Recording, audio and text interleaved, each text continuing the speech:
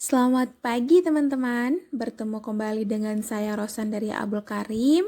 Di pertemuan kali ini kita akan membahas tentang pewarisan sifat berdasarkan hukum Mendel. Nah, capaian-capaian yang akan kita capai pada pembelajaran kali ini yakni kompetensi dasarnya terkait dengan menerapkan prinsip pewarisan sifat makhluk hidup berdasarkan hukum Mendel, di mana indikator pencapaian dari kompetensi itu adalah siswa dapat menjelaskan hukum Mendel 1 dan juga hukum Mendel 2. Tapi pada indikator materi kita kali ini hanya di hukum Mendel 1 ya. Nah, tujuan daripada pembelajaran kita hari ini, setelah kita sama-sama mengikuti kegiatan pembelajaran, nanti juga akan ada diskusi kelompok dan juga kuis. Kami mengharapkan teman-teman semua mampu memahami hereditas pada mekanisme pewarisan sifat dengan menggunakan hukum Mendel pertama yang akan kita pelajari saat sekarang. Ya, hukum Mendel 1. Sebelum kita melangkah lebih jauh, saya mengingatkan kembali terkait hukum Mendel ini itu ditemukan oleh Bapak Johann Gregor Mendel. Dia juga dijuluki sebagai seorang bapak genetika. Pada mekanisme pewarisan sifat ada satu peristiwa, yaitu pada saat proses pembentukan gamet itu gen akan berpisah secara acak. Di situ terjadi apa? Segregasi secara bebas, sehingga dikenal sebagai hukum segregasi bebas atau dikenal dengan hukum satu Mendel. Nah, kemudian apa yang dilakukan Mendel sehingga dapat menemukan suatu konsep yang ini menjadi hukum dalam genetika, yaitu hukum Mendel 1. Jadi, Mendel itu melakukan percobaan dengan cara melakukan persilangan dua varietas galur murni.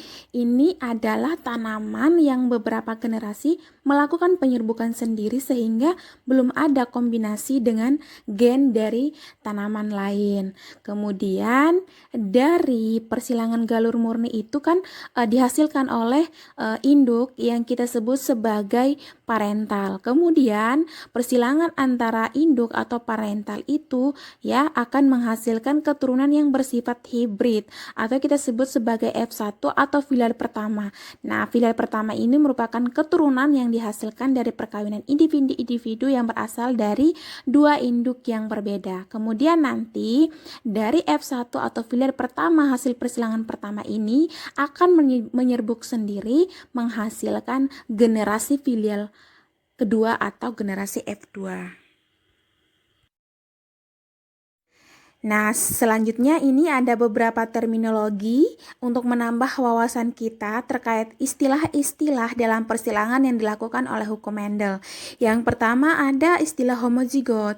Nah, homozigot itu merupakan suatu organisme yang memiliki sepasang alel yang sama atau identik. Nah, homozigot itu sendiri ada dua, ada homozigot dominan dan homozigot resesif. Nah, untuk mempermudah kita, homozigot dominan itu bisa kita simbolkan dengan huruf besar. Nah, contohnya seperti ini, huruf P besar, P besar, dan homozigot resesif kita simbolkan dengan huruf kecil atau P kecil, P kecil. Dan syaratnya dari homozigot ini itu merupakan tanaman galur murni karena semua gametnya itu mengandung alel yang sama. Kemudian istilah yang berikut ada heterozigot.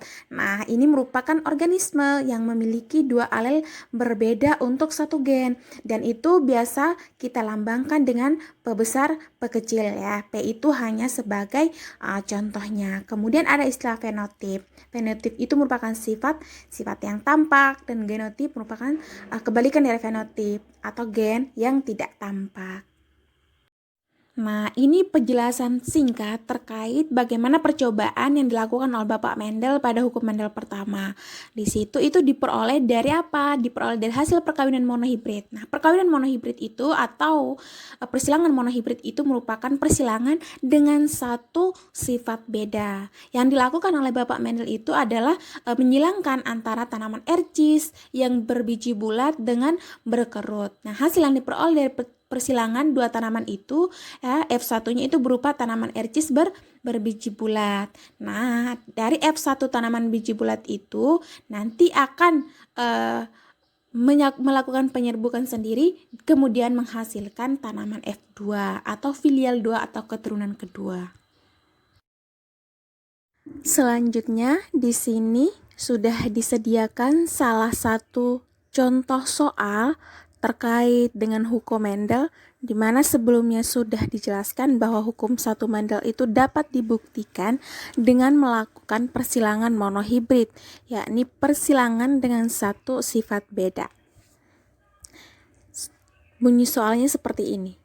Jeruk berbuah manis, ya, kita lambangkan dengan huruf besar, M besar, disilangkan dengan jeruk berbuah asam, kita lambangkan dengan M kecil.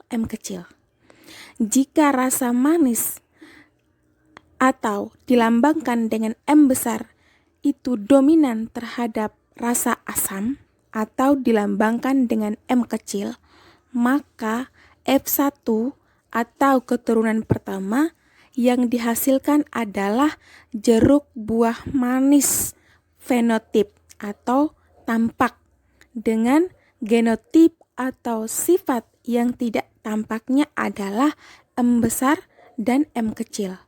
Kemudian antar keturunan F1 atau filial pertama disilangkan sesamanya. Pertanyaannya, tentukan rasio fenotip dan genotip keturunan F2. Jadi ingat ya teman-teman, sudah dijelaskan sebelumnya makna istilah fenotip dan juga genotip.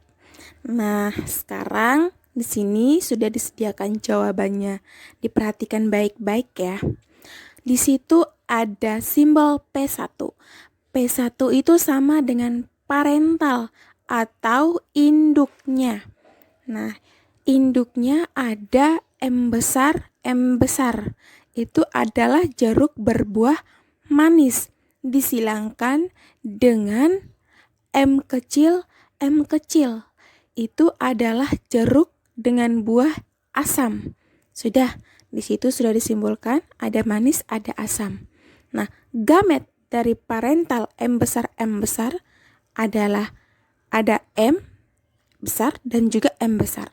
Gamet daripada M kecil sama ya, M kecil dan M kecil. Maka ketika parental itu disilangkan, ya, melakukan penyilangan akan menghasilkan keturunan pertama ada M besar M kecil dan juga M besar M kecil. Nah, soalnya sudah menjelaskan bahwa rasa manis itu dominan terhadap rasa asam atau M besar itu dominan terhadap M kecil. Maka rasa manis tadi yang dihasilkan pada keturunan pertama F1 dengan simbolnya M besar M kecil. Nah, akan tetapi soalnya meminta terkait bagaimana keturunan F2-nya atau filial 2-nya. Nah, di sini ya, P2 ini dari mana? P2 ini diperoleh daripada hasil persilangan P1 tadi. Ya, jadi sebelumnya sudah dijelaskan, ya, hasil persilangan P2 itu ada M besar M kecil yang menghasilkan rasa yang manis. Nah, keduanya itu disilangkan. Ini ada M besar M kecil dengan rasa manis, disilangkan dengan M besar dan M kecil dengan rasa yang manis. Nah, gamet dari masing-masing parental ini adalah M besar dan M kecil. Sehingga ketika keduanya disilangkan, F2-nya menghasilkan ada M besar, ya, ada M besar M kecil, kemudian ada lagi M besar M kecil, kemudian ada M kecil. Perhatikan grafik warna merah, warna hijau, dan warna biru. Itu adalah proses penyilangannya.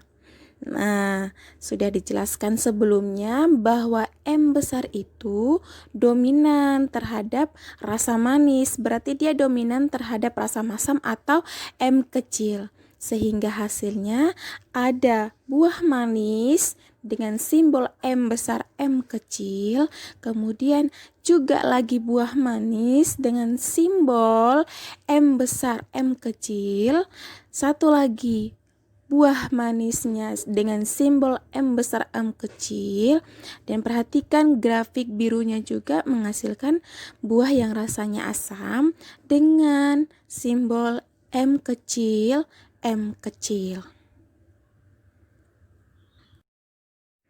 Jadi sudah di sini kita temui rasio fenotip. Tadi kan soal juga ternyata tanya tentang rasio fenotip dan rasio genotipnya. Nah, jadi rasio fenotip atau sifat yang tampak pada keturunan kedua itu ya ada 2 rasa manis dan ada 1 rasa asam. Ingat, M besar itu dominan terhadap M kecil. Sehingga rasa manis tadi ada 1 dengan simbol M besar plus 2 dengan simbol M besar M kecil dan 1 dengan simbol M kecil untuk rasa asam, sehingga yang tampaknya adalah manisnya ada 3 dan asamnya ada 1, sehingga dalam rasio fenotipnya ditulis 3 berbanding 1.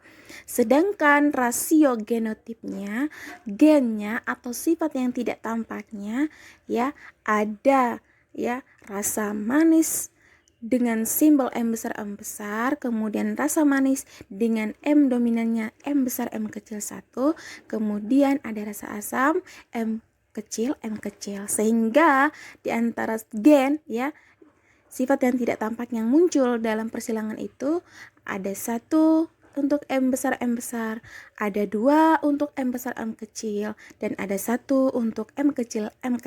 Sehingga rasio genotipnya 1 berbanding 2 berbanding 1. Tada! Baiklah teman-teman, materi kita terkait hukum Mendel 1 pada kesempatan ini sudah selesai. Terima kasih untuk perhatiannya. Himbauan dari saya untuk teman-teman agar tetap menjaga kesehatan, patuhi segala protokol kesehatan, jangan lupa pakai masker dan rajin cuci tangan jika berada di luar rumah. Salam sehat, selamat pagi, dan sampai bertemu untuk materi selanjutnya. Bye-bye.